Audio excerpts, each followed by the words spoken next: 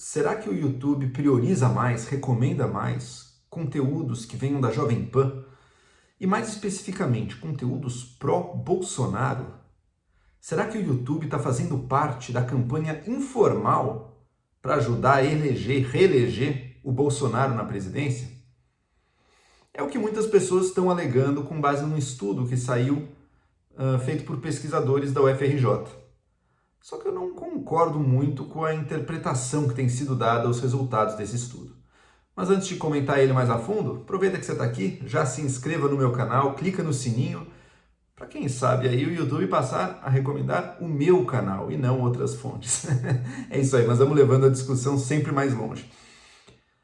Foi o seguinte estudo que foi feito. Pesquisadores da UFRJ, que estudam justamente redes sociais, dados, mídias digitais, eles entraram em diversos momentos de vários dias na plataforma do YouTube para ver quais são os vídeos que o YouTube recomenda para o usuário que chega na plataforma. E constataram que o órgão de imprensa, a empresa de comunicação, a geradora de conteúdo que mais aparecia entre os provedores de informação que o YouTube indicava era a Jovem Pan. E era por uma boa margem. Além disso, cerca de 50% dos vídeos que estavam na primeira indicação, no primeiro quadrinho dos indicados do YouTube, eram justamente os da Jovem Pan. E eles concluíram, portanto, e comentaristas na imprensa fizeram a mesma conclusão, que, então quer dizer que o YouTube está auxiliando, está impulsionando conteúdos da Jovem Pan. E mais, não era qualquer conteúdo, né? Não era a Jovem Pan falando sobre Reino Unido, no noticiário, nada disso. Eram especificamente, em sua maioria, conteúdos pró-Bolsonaro. Comentários a favor do Bolsonaro em diversos programas, entrevista do Bolsonaro no programa Pânico. Ou seja, fica parecendo que então o YouTube está ajudando na campanha do Bolsonaro, porque ele está impulsionando esses vídeos pelo seu algoritmo para as pessoas. Agora, a primeira objeção que imediatamente, naturalmente se levanta contra essa conclusão é a seguinte: ok, mas o algoritmo indica para as pessoas, o algoritmo não tem e nem a empresa do YouTube, nem os empresários, eles não estão unidos, concorda? Numa tentativa de reeleger o Bolsonaro ou de ajudar a Jovem Pan. Eles buscam oferecer aquilo que as pessoas querem, né? O algoritmo, ele justamente dá para a pessoa aquilo que provavelmente vai interessar ela. E os pesquisadores têm uma resposta para isso. Não, mas espera aí. A gente não entrou com o nosso usuário normal, com um longo histórico de consumir conteúdos políticos aqui no YouTube. Não, a gente criou usuários, entre aspas, virgens, né? Páginas em branco. É um usuário sem histórico, a gente está usando a aba anônima do navegador, a gente está usando um VPN, um sistema que vai atribuir uma localização aleatória dentro do Brasil toda vez que a gente acessar, para não ficar sempre sendo da mesma cidade também. Então é um usuário que é basicamente uma página em branco, exceto pelo fato de ser do Brasil, né? Se não fosse do Brasil, não fosse em português, daí realmente talvez tivesse muitas outras coisas ali. Mas então é brasileiro, mas fora isso não tem nada. E essas indicações são feitas para isso.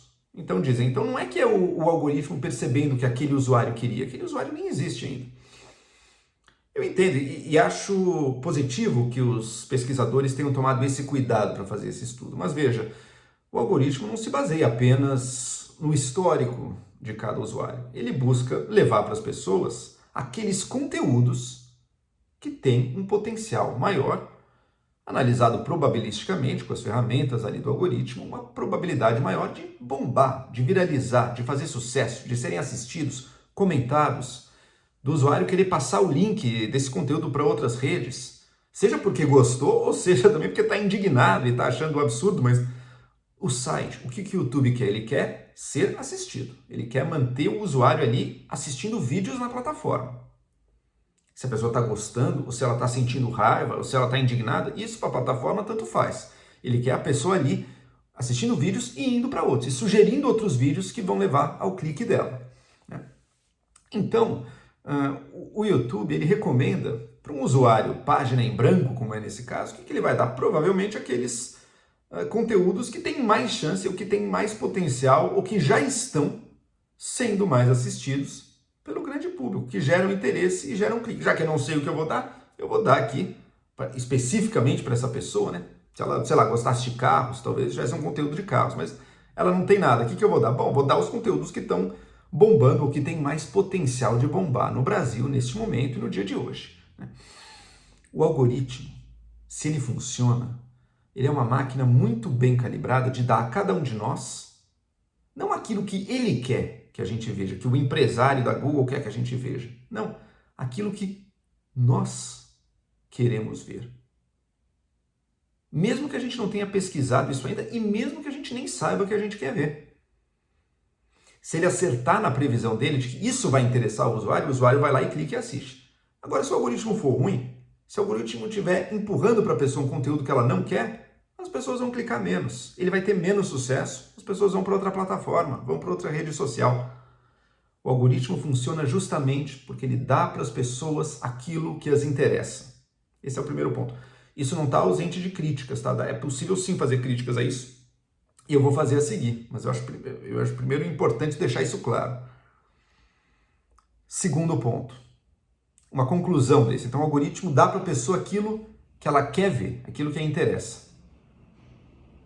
A gente conclui que provavelmente então Jovem Pan e Bolsonaro são capazes de gerar conteúdos que engajam mais as pessoas.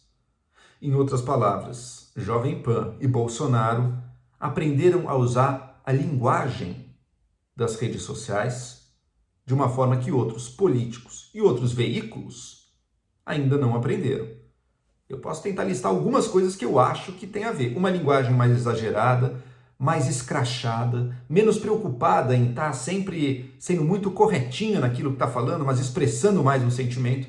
Na verdade, isso é um desafio que eu tenho a fazer vídeos aqui, por exemplo. Você ter a linguagem mais justa, mais correta sempre a informação, não necessariamente é o que vai fazer uma comunicação que conecte com as pessoas. Bolsonaro sabe fazer isso.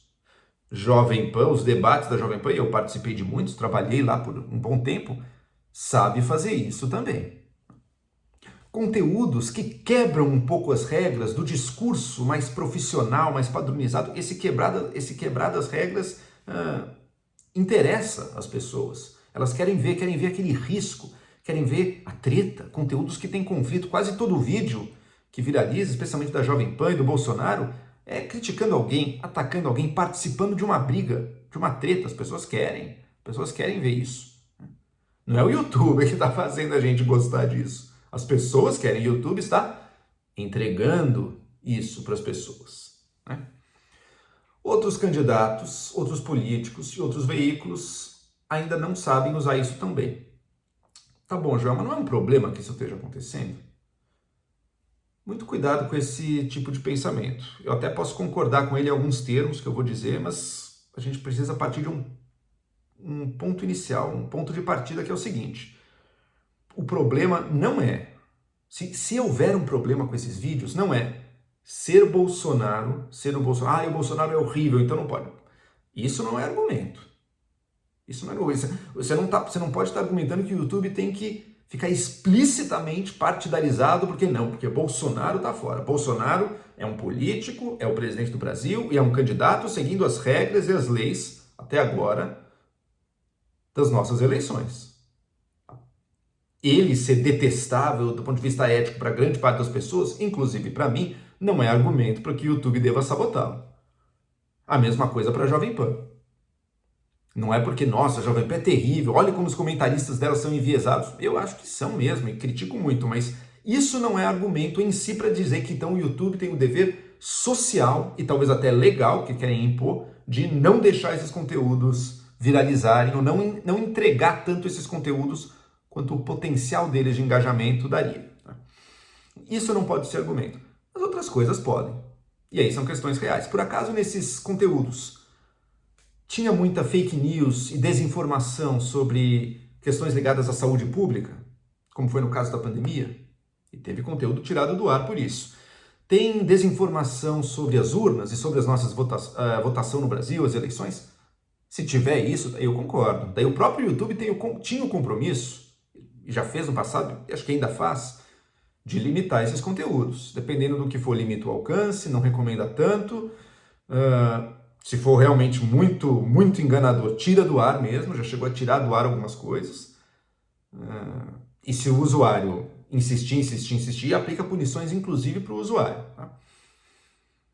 Mas o que eu vi desses vídeos, eu não cheguei a assistir todos, tem inclusive a entrevista longuíssima do Bolsonaro no Pânico, não fui assistir ela toda, mas o que mais chocou a divulgação que eu vi desse estudo foi que, por exemplo, num dos vídeos estava Lula sendo chamado de chefe de quadrilha ou de doente mental. Coisas lamentáveis mesmo, acho que é um nível de discurso muito baixo. Agora, vocês seriam a favor de limitar e de que o YouTube, então, segurasse, reduzisse o alcance de um vídeo por chamar o Bolsonaro de genocida, por exemplo? Ou de chamá-lo de psicopata? Seria basicamente um equivalente ali, ou de rachador, ou de chefe de milícia, miliciano, coisa assim? Equivalentes a isso. Não, né, gente? Se o YouTube fizesse isso, todo mundo diria, pô, peraí, ele tá militando contra o discurso do lado oposto, que sim, pode ser exagerado, pode ser injusto, mas tá dentro das regras mínimas da comunicação política, a não ser que a gente realmente vá mudar as regras do discurso e vá realmente limitar esse discurso mais agressivo, mas daí teria que ser para todos. E não é isso que a gente está vendo aqui, a gente está vendo uma indignação porque é um lado usando esse discurso. Tá? E eu não acho que o caminho seria também limitar, censurar esse tipo de discurso, não, ou tirar o alcance dele, não. Eu acho que a gente tem que aprender tanto a usar certos elementos desse discurso que engajam as pessoas, como também elevar, por uma curva de aprendizado da população, elevar a capacidade da população de lidar com um discurso livre. Tá? Mas, evidentemente, isso é um processo mais longo aí. Tá? Há acusações de que a Jovem Pan teria um tratamento especial por parte do YouTube. E eu até entendo, como empresa, isso pode acontecer. Como a Jovem Pan foi a primeira a estar ali no YouTube, gera conteúdo que gera muito acesso ao YouTube, então o YouTube tem uma relação especial com ela.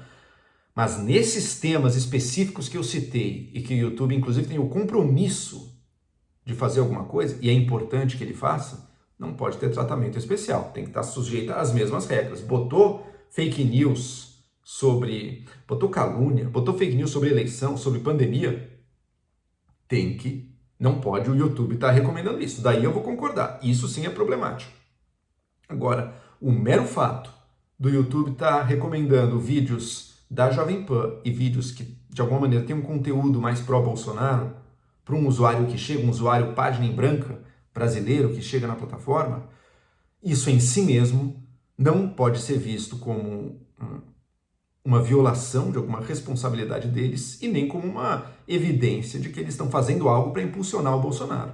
É justamente o contrário. É o Bolsonaro e a Jovem Pan que aprenderam melhor a navegar nessas águas dessa plataforma. E os outros precisam aprender isso. E aos poucos eu acho que estão fazendo. Sabe quem é o segundo lugar das indicações? O veículo? O All News, que usa uma linguagem bem diferente, eu diria, em outro nível da maioria dos comentaristas da Jovem Pan. Mas mesmo assim consegue chegar lá e o YouTube entrega, o YouTube recomenda também. É uma tentação muito forte de muitas pessoas querer barrar o padrão da comunicação no padrão que valia para a imprensa e para a televisão de antigamente. Então a fala muito profissional, muito editorializada, as palavras bem escolhidas, a fala polida, um distanciamento maior, uma coisa um pouco mais impessoal, o terno, né? Isso funcionava bem na TV. Nas redes sociais é outra história. E as redes sociais até se conectam um pouco mais com o que era o rádio, sempre foi mais informal, mais direto também. A rede social tem essa característica como o rádio tem. É uma comunicação muito mais direta entre vocês e eu como espectador e as pessoas que eu assisto também. E isso é forte. Essa comunicação não é a mesma coisa da comunicação escrita, não é a mesma coisa da comunicação de uma fala, de um discurso televisivo. São coisas diferentes. E é bom que a comunicação tenha mudado, porque a televisão dava o poder para muito poucos. A rede dá o poder potencialmente para todos. E a retórica de cada um volta a importar. Agora, tem excessos? Tem. Eu acho que esses excessos, quando resvalam em riscos para a sociedade, têm que ser limitados, nos temas que eu falei ali, por exemplo.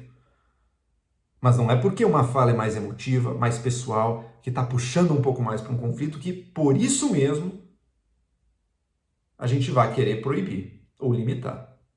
E se alguém quiser, que tenha certeza que está fazendo isso de forma totalmente isonômica. O que não seria o caso da imensa maioria das pessoas que eu estou vendo aí acusando o YouTube com base nesse estudo.